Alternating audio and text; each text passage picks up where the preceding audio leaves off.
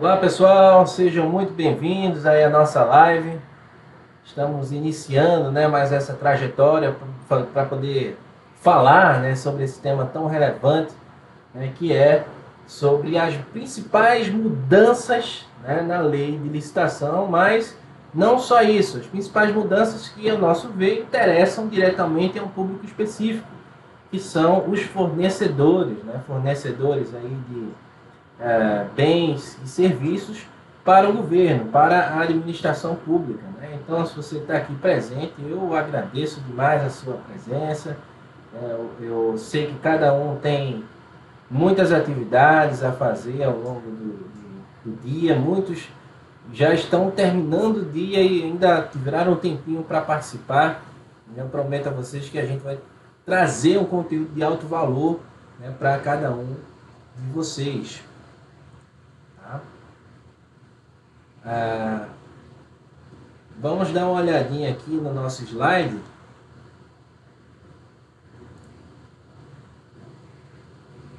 Bom, pessoal, como vocês estão vendo aí, né, nosso slide está falando sobre as principais mudanças para fornecedores na nova lei de licitação. Como eu falei no início, nós temos diversas mudanças interessantes para que a gente para que a gente possa falar, né? E a gente vai ter tempo de falar aí, né, durante 2 anos, né, o período de transição.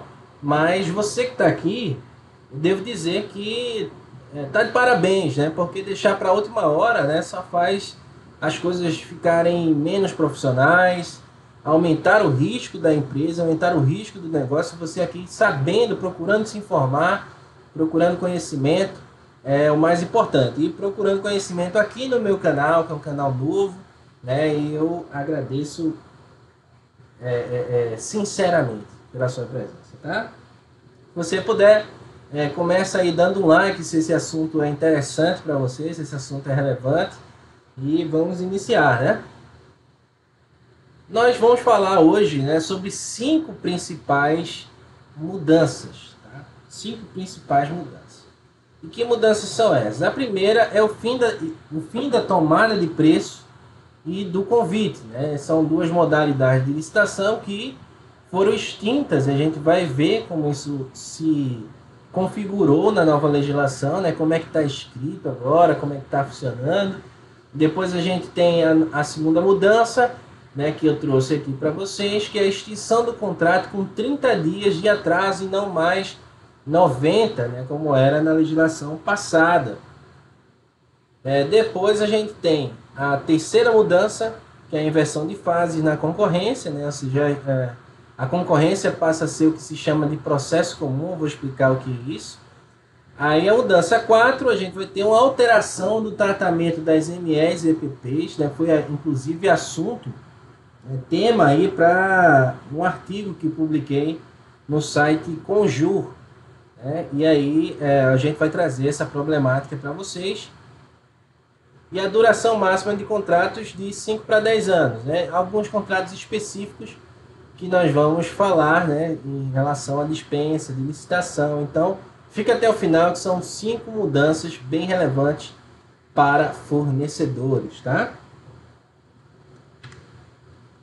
Bom, pessoal, a primeira mudança que eu trouxe é o fim da tomada de preços e do convite, né? Então, como é que está hoje? Quais são as modalidades de licitação na nossa Lei 8.666, de 93? A gente tem a concorrência, né, que permaneceu. A gente tem a tomada de preços, o convite, o concurso e o leilão, né? E aí essas 5 modalidades, delas foi retirado da legislação geral a tomada de preços e o convite. E eu vou explicar já já por que isso aconteceu.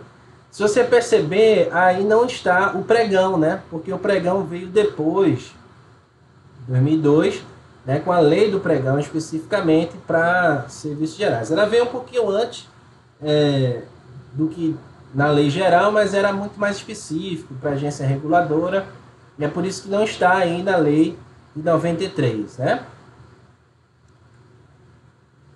continuando aí sobre essa modalidade, o que, que a gente tem, né? O que, que é tomada de preço, né? Tomada de preço é uma modalidade de licitação para quem está cadastrado, né? Quem já está atendendo às condições já prévias daquele órgão, né? Então, o seguinte, ou você está cadastrado ou até o terceiro dia anterior à data do recebimento das propostas, né? Nesse caso de tomada de preços, envelopes, né? E aí, até esse momento, o licitante ele deve estar com todas as suas documentações em dia, né? Depois nós temos o convite, né? E o convite ele tem uma certa similaridade com a tomada de preço, porque ele também vai se direcionar para licitantes que já estão cadastrados, né? E nesse caso, além de cadastrados, são convidados, né? Como a legislação fala, escolhidos e convidados em número de 3, né? Pela unidade administrativa. E a gente tem um problema muito grande com o convite, que é um problema, infelizmente, de pura corrupção, né? Por dar a entender que esse convite, essa carta convite que se recebia, ela era escolhida muito da preferência pessoal, né, do presidente da comissão, da própria comissão de licitação, tirando, né, a ideia de impessoalidade, muitas vezes da moralidade, né, muitos dos acordos, pré-acordos que existiam do ponto de vista de corrupção, eles eram gerados em convite, né? Mas isso não significa que o convite foi criado para trazer possibilidades diferentes de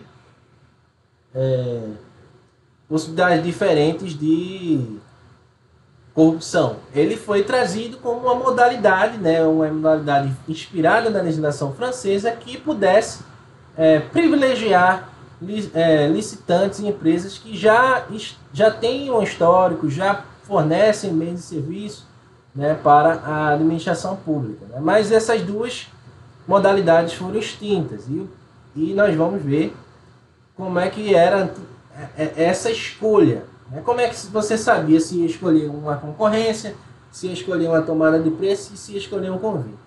Vejam que aqui a gente saiu da legislação da Lei 8.666 e foi para o Decreto 9.412, né, de 2018, né, assinada na época pelo presidente Temer, que atualizou os valores dessas modalidades. Então, na modalidade convite até 330 mil, na modalidade tomada de preços 3.300.000, né? E acima desse valor seria a modalidade concorrência. Portanto, né, a gente tem a ideia de que a escolha da modalidade se dava meramente pelo seu valor.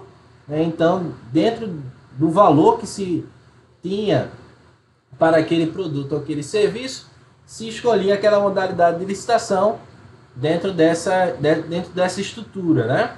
E hoje em dia, essa estrutura de valor, escolha de modalidade de licitação a partir do valor, ela também foi extinta. Hoje não mais se escolherá modalidade de licitação a partir do valor da licitação, mas sim da natureza do objeto, né? Então, é por isso que aqui a gente passa para o nosso próximo slide, onde a gente demonstra aqui, né, qual é a situação atual. Então, no projeto aprovado, ele vai trazer que concorrência é a modalidade de licitação para a contratação de bens e serviços especiais e obras e serviços comuns e especiais de engenharia. A gente já volta para esse inciso, tá? No pregão, a gente tem o seguinte: o pregão ele vai ser a licitação obrigatória para aquisição de bens e serviços comuns.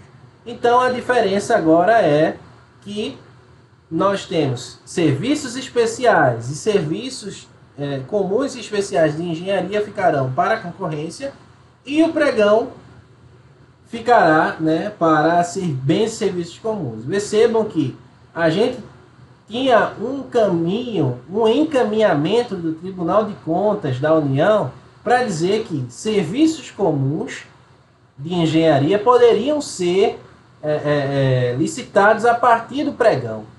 Por quê? Porque todo mundo estava correndo da concorrência, né? Vamos dizer assim. Por quê? Porque o problema da concorrência, nós vamos ver, era a inversão de fase, a não inversão de fase naquela época, né? Então, hoje, como nós vamos demonstrar, né, vamos falar daqui a pouquinho sobre o procedimento comum na nova legislação, nós vamos ver que esse entendimento do Tribunal de Contas de que serviços comuns de engenharia poderiam ser utilizados por pregão, agora cai por terra porque não há mais essa necessidade. Então, concorrência, independentemente do valor, para bens e serviços especiais e obras e serviços comuns e especiais de engenharia. Tá? Então, nós temos essa é a primeira grande mudança que eu queria trazer para vocês. Pessoal, nós abrimos um canal do Telegram, tá? E esse canal do Telegram, qual é o objetivo dele? É que eu vou trazer para você dicas práticas, dicas enviadas por áudio. Às vezes a gente tem um insight no dia a dia de trabalho. Eu lido aqui com licitação na nossa consultoria, no escritório, diariamente, né? Então são licitantes que me ligam, que já são parceiros do escritório, me ligam tirando alguma dúvida, né? São, às vezes, nos grupos de Facebook, WhatsApp, alguém vai no direct, me manda uma pergunta e eu vou lhe respondo, mas eu sei que muitas vezes essa pergunta poderia ser a dúvida de outras pessoas, né? Tantos outros fornecedores, né, que trabalham com licitação também. Portanto, se você tem interesse, a gente deixou o link aí no chat, tá? E depois eu vou disponibilizar para vocês aí o nosso slide, mas caso você queira ter essa proximidade, você queira receber notícias, eu acompanho o Tribunal de Contas da União, sempre que tiver uma nova decisão, eu vou trazer lá no grupo, explicar para você. Então, se você trabalha com isso, é indispensável você fazer parte, né? Não custa nada, né, de você fazer parte de um grupo que te traga dicas práticas, que te traga soluções, insights bons para esse setor, tá? Vamos dar continuidade? E aqui eu quero agradecer a presença de todos que estão aqui, né? Já temos 6 pessoas. Se você está chegando agora, dê um like, avise a outras pessoas que você conheça sobre a nossa live, né? Se você acha que esse tema é interessante, né? Então, nós temos agora a nossa segunda grande mudança, né? Que é a extinção do contrato com 30 dias de atraso, e não mais 90. Então, vamos lá. Gente, extinção do contrato com 30 dias. Como é que está hoje? Né? A nossa legislação vai falar aqui. O atraso superior a 90 dias dos pagamentos devidos pela administração, decorrente de obras, serviços, fornecimentos, já recebidos ou executados, salvo em calamidade pública, grave de perturbação à ordem interna ou guerra, assegurado ao contratado o direito de optar pela suspensão de suas obrigações até que seja normalizada a situação. Então, o que é que acontece? Vou até voltar a imagem aqui para mim, para eu explicar melhor para vocês. Bom, então, o que acontece? Né? A administração, de um modo geral, ela é uma boa pagadora. Se ela comparado com o índice de inadimplência privado, ela vai ser uma boa pagadora mesmo, e isso é uma realidade. Entretanto, quando um órgão público acaba por ser mal pagador, ele é de uma vez só, ou seja, você muito dificilmente recebe bem naquele órgão. Ou seja, quando o órgão pega uma fama de mal pagador, né, quem é licitante, quem trabalha com licitação sabe o que é isso, a situação fica muito difícil, muito complicada para quem trabalha com licitação. Então, o que acontecia? Se esse atraso fosse superior a 30 dias, o contratado teria o direito de cancelar o contrato de uma vez. Então, dizer, olha, nosso contrato está extinto. E aí parava o serviço e tudo. O que acontecia de errado, e eu acho que vai ser razão para um vídeo específico no futuro, é que a administração tem ideia de que poderia atrasar durante 30 dias. Né? Então, aliás, durante 90 dias. Né? Tinha ideia de que não, eu posso atrasar a empresa. Eu já vi, inclusive, atuando em licitações, isso por escrito, né? O servidor público escrevendo. Não, a empresa tem que se sustentar, a empresa tem que aguentar 90 dias de atraso. Mas isso não está em lugar nenhum. Né? Vejam vocês aí, me digam nos comentários se vocês acham que esse artigo vai dizer que o atraso da administração deve ser suportado pela licitante, pela contratada durante 90 dias. Isso não existe. O que existe é o direito de extinção do contrato, que na via privada ele se dá a partir do momento você pode escolher isso, mas se deixar para a regra geral, o Código Civil, a partir da mora você pode alegar que o contrato não está sendo cumprido e você parar, né, de exercer a sua função. O que é diferente com a administração no sentido de extinção de contrato. Mas a administração está completamente errada, ou seja, as situações que advir desse atraso, como eventuais atrasos de salário, eventual dificuldade financeira da empresa, nada disso pode comprometer o contratado, né, porque ele se originou do atraso da própria administração. Mas, embora a gente tenha defendido isso, e a lei esteja dizendo essa interpretação, essa melhor interpretação, o legislador entendeu por bem fazer uma modificação na legislação para abarcar os dois lados, ou seja, aqueles que acreditam, né, que a forma correta de interpretar a legislação, ou seja, que a administração não tem o direito de atrasar nem sequer por um mês, né, mas também abarcar aqueles que achavam que a empresa tem que suportar. E qual foi a solução que o legislador deu para essa situação, esse problema todo com atrasos administrativos? Vamos ver. E aqui a gente tem a solução. Né? Um projeto aprovado veio diminuir, né? No caso, trazer uma modificação diminuindo esse atraso de 3 meses, né, 90 dias, para um mês. Então, o atraso superior a um mês de pagamentos ou parcelas, né, podem incidir na rescisão contratual, na extinção do contrato por parte do contratado. Né? Então, agora ficou um pouquinho mais fácil, né? Porque se tinha mesmo dentro da administração, e ainda digo que tem essa ideia de que a empresa, ideia absurda, aliás, que a empresa tinha que suportar, né, 90 dias, né, de atraso. Isso é um absurdo, isso aí não faz o menor sentido, e graças a Deus a nossa próxima legislação vai melhorar isso, diminuindo esse tempo para um mês, que é mais ou menos o tempo que as coisas vencem, né? O contrato de luz, o contrato de funcionários, tudo isso vence mais ou menos com 30 dias. Né? Então fica um pouquinho mais seguro para o fornecedor, né? Então, gente, como eu vinha falando, essa é uma live voltada para o fornecedor, né? Inclusive é uma coisa que me toca bastante, porque meus clientes são fornecedores, né? Eu atuo para fornecedores e eventualmente participo também de licitações para consultoria de advocacia. Portanto, é um tema muito sensível para todos nós que estamos envolvidos, né, com essa questão, tá? Vamos lá. A próxima mudança que a gente vai explorar é a inversão de fases na concorrência, tá?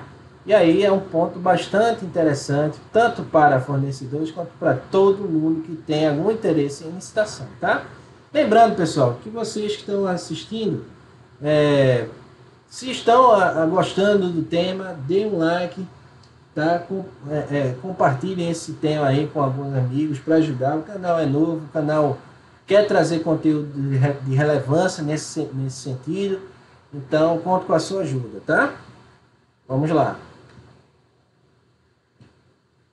Bom, a nossa terceira grande mudança é a inversão de fases na concorrência, né? Então, como é que está hoje? Na concorrência atual, você tem a fase inicial de habilitação preliminar e qualificação exigidos no início, né? Então, deixa eu voltar aqui para dar um exemplo. Então, o que acontece, né? Quando você tem uma concorrência, geralmente você tem muitos licitantes, são construtoras, empresas de engenharia, então são às vezes 50, 40, 25, 30 licitantes no mesmo certame.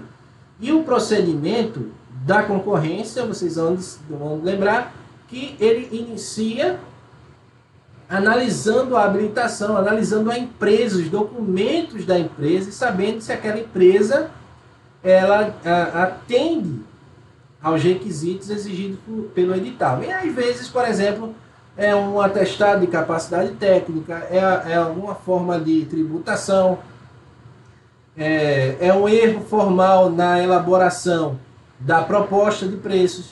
Tudo isso envolve problemas naturais vistos diariamente. A gente tem 100 mil licitações por ano só do ponto de vista da União, né? Então imagina, são muitas licitações e isso fazia com que, principalmente concorrência, que é a modalidade de obra, né? A gente sabe que alguns serviços hoje em dia de engenharia estão sendo colocados para pregão justamente por isso, porque ninguém aguenta fazer processos de habilitação um em cima do outro na concorrência. Então isso dava muito trabalho, fazia com que a licitação durasse anos a fio, porque aquela pessoa que se sentiu prejudicada, julgada injustamente, o que ela faz? Faz o recurso, aquele recurso eventualmente ele não é atendido, e aí o indivíduo vai para onde? Tribunal de Contas ou Justiça, né? A minha parte aqui como advogado, né? Fazer o recurso administrativo que a gente faz no escritório, e quando esse recurso administrativo ele permanece a situação da licitante da mesma situação, na mesma posição jurídica, nós levamos para o Tribunal de Contas, levamos para a Justiça, dependendo do caso, né? Mas isso tudo atrasa o processo. Atrasa bastante o processo. Portanto, ao decorrer dos anos, principalmente depois da chegada do pregão, aí veio o RDC para ajudar, veio a legislação de licitações para estatais, tudo isso transformando, né, os procedimentos de uma forma muito mais célere. Então, na nova lei de licitações era muito natural, a gente que acompanha essa legislação há muito tempo, já sabe que uma das principais mudanças é justamente a inversão de fases também na concorrência, né? Então vamos ver como é que ficou, né, na nossa legislação atual. Aliás, na legislação que há de vir, né?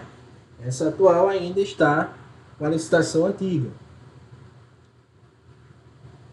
Tá vendo, gente? Aqui, inversão de fase. Então, o processo de licitação, veja que ele não fala nem de processo de concorrência, ele está falando de processo de licitação.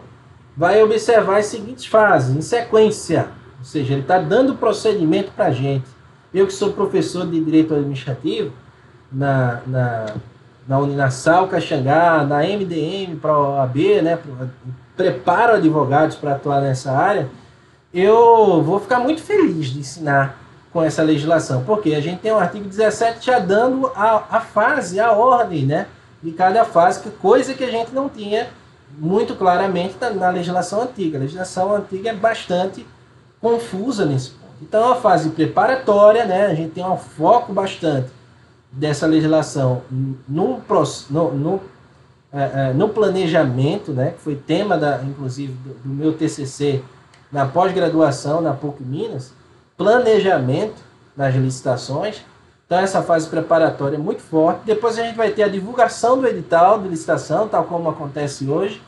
E aí depois vem a apresentação de propostas e lances, quando for o caso. né? Quer dizer, a gente vai ter um procedimento que é chamado um procedimento comum, tanto para o pregão quanto para a concorrência, que vai trazer primeiro preço. Meu amigo, primeiro eu quero saber o preço, eu quero saber quanto custa, eu quero saber se você está numa posição,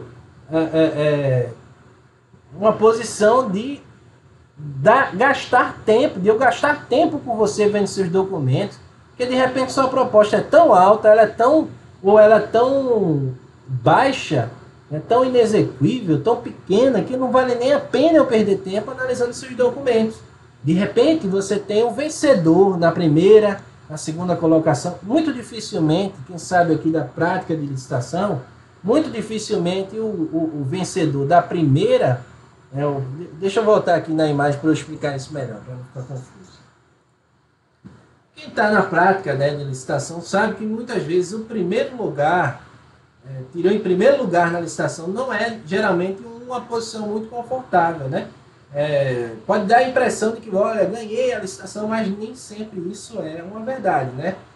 Porque muitas vezes o licitante mais experiente, eu acho que até um dia eu vou fazer um artigo falando sobre as características do licitante mais experiente. Se você tem interesse em um assunto como esse, dá um like, comenta aqui para eu saber, mas se inscreva no canal também, né? Mas enfim, o licitante experiente, ele fica tranquilo. Mesmo ele não sendo o primeiro lugar, ele fica tranquilo, ele sabe esperar o time da licitação. Geralmente quando o licitante é mais novo, mais moderno, ele já vai na ânsia, coloca o valorzinho lá embaixo para ganhar e acaba depois perdendo. Por quê? Porque às vezes falta uma documentação, às vezes o preço foi muito baixo, o lance que ele deu foi absurdamente baixo. A gente tem visto isso principalmente no pregão com esse novo decreto, né? E essa posição primeira nem sempre é a mais interessante, né? Mas, enfim, essa é a primeira avaliação que se faz dentro do novo processo comum das licitações. E aí, pessoal, nós temos aqui, depois da fase de lance, depois que eu sei preço, que eu sei vencedor, aí eu vou para o julgamento, né? Aliás, depois que eu sei preço, eu vou para o julgamento para declarar o vencedor. Declarei o vencedor, eu vou para a fase de habilitação agora. De quem? De todo mundo? Não, só daquele que foi declarado vencedor, né? E aí, se eventualmente alguém discordar dessa decisão, vocês sabem bem, tem a fase de recurso, e depois de passar dessa fase de recurso, a gente tem a fase de homologação. Veja que coisa mais tranquila, né, da gente analisar, da gente verificar um processo. Então a legislação, ela trouxe muito disso.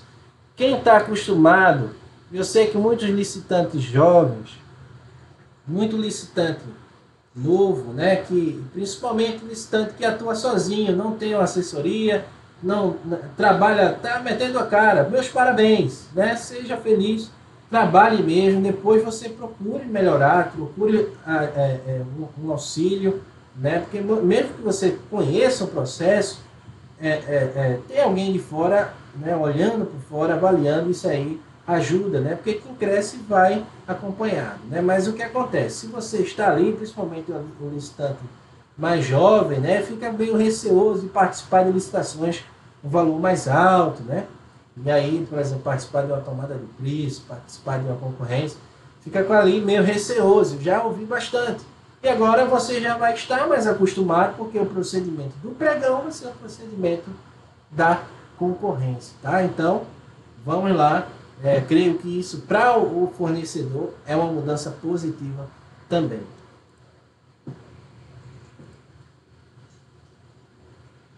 Bom, agora o que eu chamo, vocês percebam que eu venho chamando direto, né? Rito procedimental comum. Procedimento comum, justamente porque concorrência e pregão seguem o rito procedimental comum a que se refere o artigo 17, ou seja, duas modalidades mais conhecidas seguirão o mesmo procedimento. Depois disso a gente vai ter leilão, né, vai ter o concurso, né, concurso público, né, concurso para artistas. E depois a gente tem também nosso diálogo competitivo, né, que eu não trouxe dessa oportunidade, mas a gente vai falar nesse canal. Portanto, se você tem interesse nisso, não se esqueça de se inscrever, tá? Vamos lá.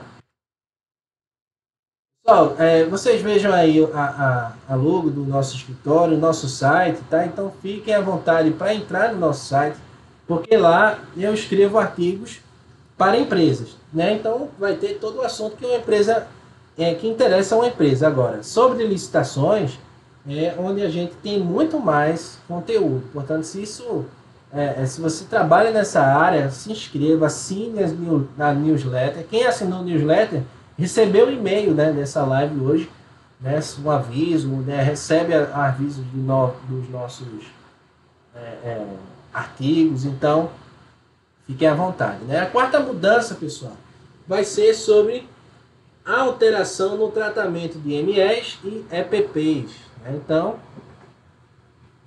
como vocês sabem, a maioria das licitantes, né, são microempresas, empresas de pequeno porte. Né? A maioria das empresas, na verdade, né, no Brasil. Portanto, deixa eu voltar aqui para a gente conversar. Portanto, a gente tem um ponto que é pouco discutido ainda. Por quê? Porque, como eu venho falando, pessoal, a maioria do conteúdo sobre a nova lei de licitação ela tem se dirigido muito mais a servidores. Se você for ver as lives que estão acontecendo pelo próprio YouTube, serão lives mais voltadas para servidores, para o pessoal que atua da parte do governo, né? Então não é um conteúdo voltado para fornecedor. E por isso que muitas vezes esse ponto específico, né? Ou se não, os grandes nomes do direito administrativo geralmente trabalham para o governo, né? Não são como eu que trabalho para fornecedores. Então, também acabam negligenciando alguns pontos interessantes. E um dos pontos que me chamou mais atenção foi uma não aplicação da Lei Complementar 123 de 2006. O que é isso? A Lei Complementar 126 de 2006 é aquela que vai definir o que é uma ME, uma microempresa, o que é uma empresa de pequeno porte, o que é um MEI, o que é uma startup, né? Então, e dá a essas empresas soluções, uma capacidade de melhor transição no processo licitatório. Entre elas, o critério de desempate, né? E a participação de licitações em que são exclusivas para ME e EPPs. E aí a gente tem na nova legislação, já faz um tempo, isso aí desde quando estava na Câmara, quando a gente vê uma não aplicação dessa legislação, ou seja, tratando ME e EPP do mesmo jeito de empresa grande. Vamos ver como é que isso ficou. Inclusive, eu escrevi um artigo, tá, para o Conjur, não sei nem... Deixa eu ver se eu consigo colocar aqui para vocês, tá? Por quê? Porque isso é vou colocar aqui no chat para vocês verem. Por quê? Porque esse assunto é de grande relevância, né, gente? Boa noite, JG Licitações, Orçamento e Obra. Boa noite, meu caro. Gleice Nery, boa noite a todos. Tá aqui o artigo que eu estou citando. O cálculo da inexigibilidade mudou. Olha, algumas coisas que a gente verificou na jurisprudência do Tribunal de Contas nesse sentido mudaram, né, foram aplicadas na nova legislação. Só não dá tempo de eu falar isso hoje, mas eu esperava perguntas assim para que eu pudesse ter mais tema ainda, né, para que a gente pudesse falar em outra oportunidade, tá? Mas voltando aí a essa problemática, vou até voltar aqui o nosso slide. Então, a gente teve uma mudança no tratamento de MEs e EPPs, tá? Na nova legislação. Que mudança foi essa? A gente está apresentando aqui para vocês o artigo 44, né, da Lei Complementar 123, que vai dizer que tem a questão de critérios de desempate, quando forem modalidades, no caso da concorrência, 10%, do pregão, 5%, E aí, no nosso projeto, né, que foi aprovado, a gente tem o artigo 4º, né, que vai dizer que não se aplicarão, né, as disposições da Lei Complementar 123 no caso de bens ou contratação de serviços em geral, cujo valor estimado do item for superior ao dobro da receita bruta máxima admitida para fins de enquadramento como empresa de pequeno porte. E obras e serviços de engenharia ao valor estimado superior ao dobro da receita bruta máxima admitida para fins de enquadramento como empresa de pequeno porte. Vamos lá, vou explicar isso para vocês, tá? Então, pessoal, é o seguinte. Como é que funciona hoje? Se você é um ME, é um EPP, e aí está participando de uma grande licitação, é natural que quando você ganhar essa licitação, que assinar o contrato, muito provavelmente você deixará de ser, se ele tiver nessa quantidade, né? Se ele, não precisa nem precisa ser o dobro, né? Basta que eles ultrapasse o valor, né, do máximo pré-EPP, que hoje está em 4 milhões e 800 mil reais. Né? E aí o que acontece? Se você ganhar, assinar contrato, aí você vai deixar de ser. E nas próximas licitações, aí sim você não vai mais poder atuar, né, com os privilégios de ser um ME ou EPP. Tudo bem, inclusive isso também está na nova legislação. Mas percebam que se o valor for o dobro, né, do valor máximo do teto para EPPs, ou seja, ser 2 vezes 4 milhões e 800, vai dar, vou fazer aqui,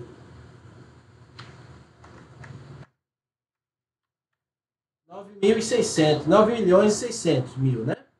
9 milhões e 600 mil reais. E aí, o que vai acontecer? Nesses casos, a empresa que for ME ou EPP estiver participando não vai receber nenhum privilégio, nenhuma possibilidade, nenhum incentivo de crescimento. Né? Por quê? Porque o objetivo da licitação, vocês vão lembrar, que é, entre outros, promover o desenvolvimento nacional sustentável. Né? Então, eu não posso simplesmente limitar esse crescimento quando a licitação for grande. Pelo contrário, eu tenho que incentivar que essas pequenas empresas consigam chegar a ganhar uma licitação como essa. Esse é o objetivo da Lei Complementar 123. E aí a nossa nova legislação acaba retirando essa possibilidade. E isso, no meu ponto de vista, é um problema. Tá? É um problema que a gente vai ter que enfrentar ao decorrer dos anos que essa lei for aplicada. Né? Também pode ser que seja vetado, não sei como é que vai funcionar, mas eu acho muito difícil porque isso é um problema que só afeta mesmo a fornecedores, e fornecedores ME e EPP. Né? Então é muito específico, talvez isso não seja vetado e talvez isso também não seja tratado como inconstitucional depois, eu não sei. Eu sei que do meu ponto de vista, um artigo inconstitucional na nossa nova legislação. Né?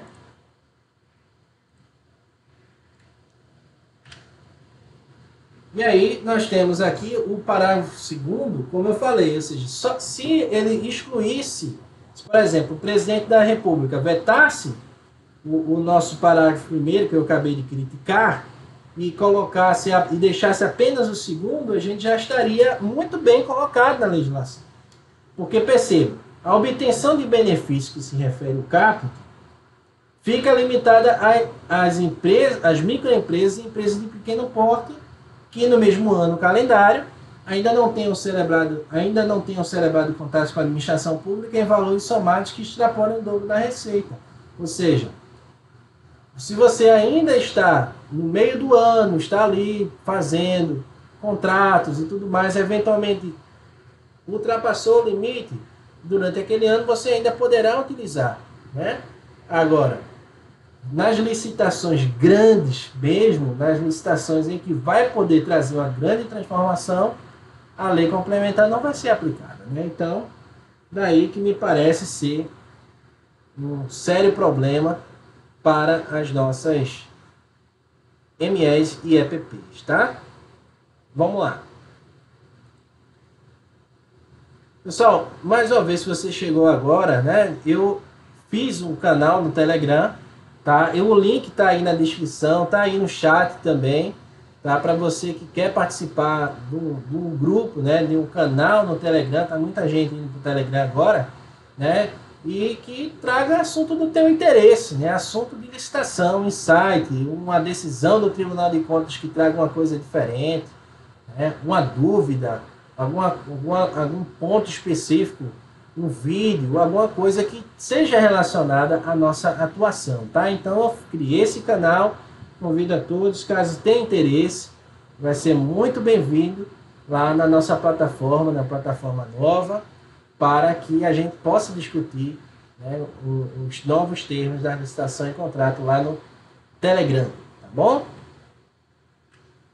Pessoal, a quinta mudança, né, a última aí da nossa live, vai ser a duração dos contratos, né? Então a gente teve uma leve mudança na duração dos contratos e que, ao decorrer de que a gente vai verificando alguns conteúdos, a gente possa acabar confundindo uma coisa com a outra, né? Então algumas mudanças, algumas legislações antigas permaneceram e outras mudaram, né? E teve uma mudança sim na duração dos contratos. Eu quero que você conheça essas mudanças, até porque se você verificar em algum edital, não vai estranhar, né, como essa mudança ocorreu, se aquilo é possível, se não é, porque agora você já conhece os casos em que, por exemplo, a gente vai ultrapassar o do limite máximo de 5 para 10 anos, tá?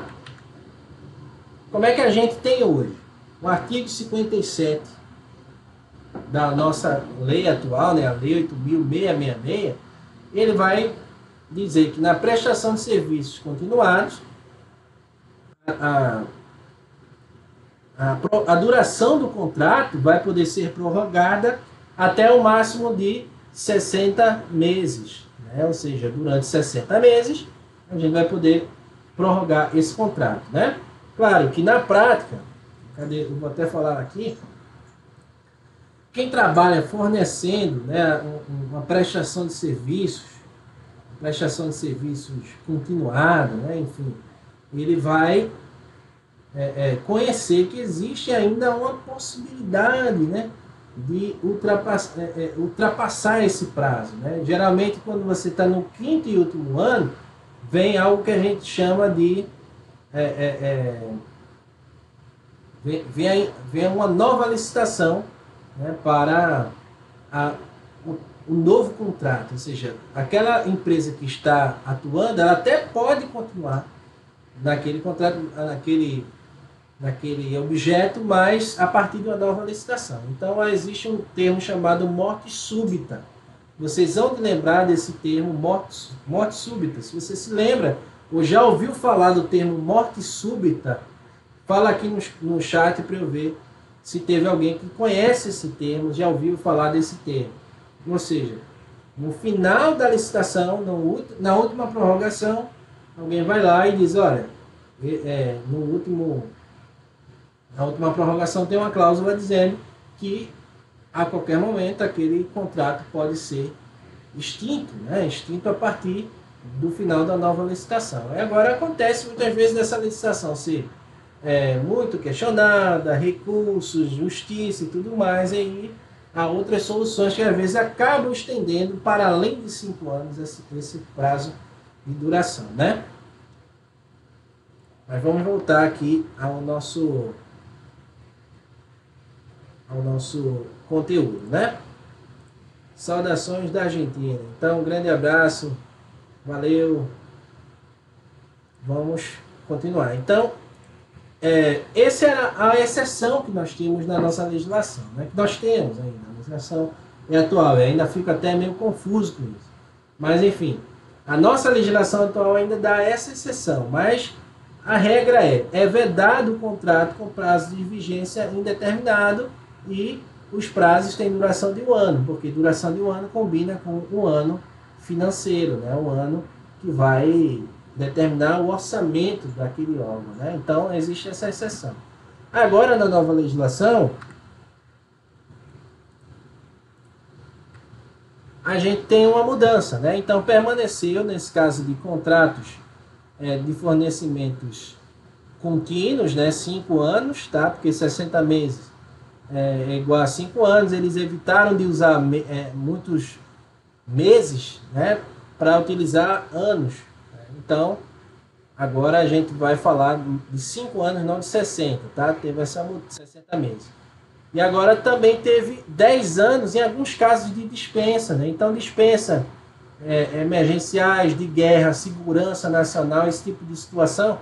Eu deixei aqui no outro slide para vocês verem depois, tá? Então, nós temos alguns casos de dispensa que o contrato poderá ser de 10 anos de fornecimento, né? Então, já começa a ter uma nova exceção pela duração do contrato. E agora, aquilo que a gente tinha de que não era possível, né, ou seja, não era, era vedado o prazo indeterminado dos contratos, agora é possível, né, em casos específicos. Então, por exemplo, a administração poderá estabelecer a vigência por prazo indeterminado nos contratos em que seja usuária de serviço público oferecido em regime de monopólio.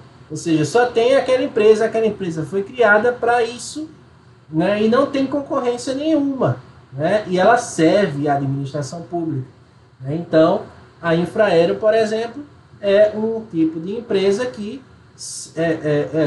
fornece um serviço público em regime de monopólio, né? Então, os contratos da administração pública, por exemplo, com a Infraero, poderão ter prazo indeterminado. Então, agora a gente tem o padrão, né, de 1 ano e a exceção de 5, mais outras 2 exceções, que é 10 anos para alguns casos de dispensa de licitação, que é o nosso artigo 73, e no artigo 1007 a gente tem prazo indeterminado para esse caso específico, né? Então, essas foram as grandes mudanças, tá? E aqui nós temos quais são as formas de dispensa de licitação, tá? Para, para aqueles que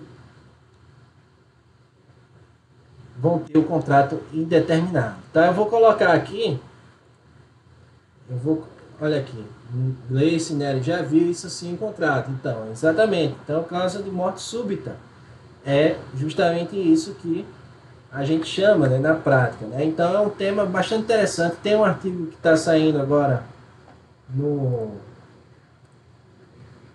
pela Comissão de Direito Administrativo da OAB, né, que lá eu faço parte, e a gente vai lançar um livro com artigos sobre direito administrativo, e o meu artigo vai falar sobre isso também.